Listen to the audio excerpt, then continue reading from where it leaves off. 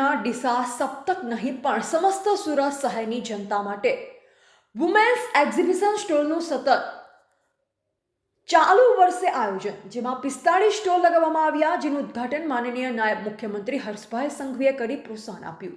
આ પ્રોગ્રામમાં સુરત શહેરના અગ્રણીઓએ હાજરી આપી. આ પ્રોગ્રામમાં ડીસા મહિલા મંડળોએ સ્ટોલ લગાવી ગૃહોદ્યોગનું પ્રદર્શન કર્યું, જેથી તેમની વ્યાપક પ્રવૃત્તિ સમગ્ર લોકો સુધી પહોંચે. પ્રોગ્રામ આયોજક અને મહિલાઓ તેમજ ભાગ લેનાર તમામને અભિનંદન પાઠવે છે. રિપોર્ટર પ્રકાશભાઈ દોશી, સુરત. ડીસા સપ્તકના માધ્યમથી આજે આયોજન થયું છે. ખરેખર અભિનંદનને પાત્ર છે આયોજકો. મહિલાઓના ઉત્કર્ષના માધ્યમથી જ આ સમાજની નિર્માણની ભૂમિકામાં આપણે સૌ આગળ વધી શકશું. સમયની માંગ પ્રમાણે મહિલાઓ પણ પગભર થાય. સમયાંતરે મહિલાઓ એમના કુટુંબનો પણ આર્થિક બોજ ઉઠાવી શકે તે દિશાના પ્રયત્ન માટે આ મહિલા વેપાર મેળાનું આયોજન થઈ રહ્યું છે. આનંદની વાત છે.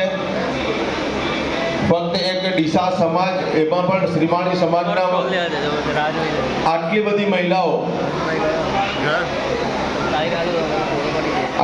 મહિલાઓ વેપારમાં કાર્યરત છે, એ ખરેખર સમાજ માટે એક સારી નિશાની છે. આવનારા દિવસોમાં તેઓને હજુ વધુ બળ મળે તે માટે આપણે સૌએ પ્રયત્ન કરવા જોઈએ અને કમસે કમ સમાજના હર એક વ્યક્તિએ આ પોતાના સમાજનો, પોતાના પરિવારનો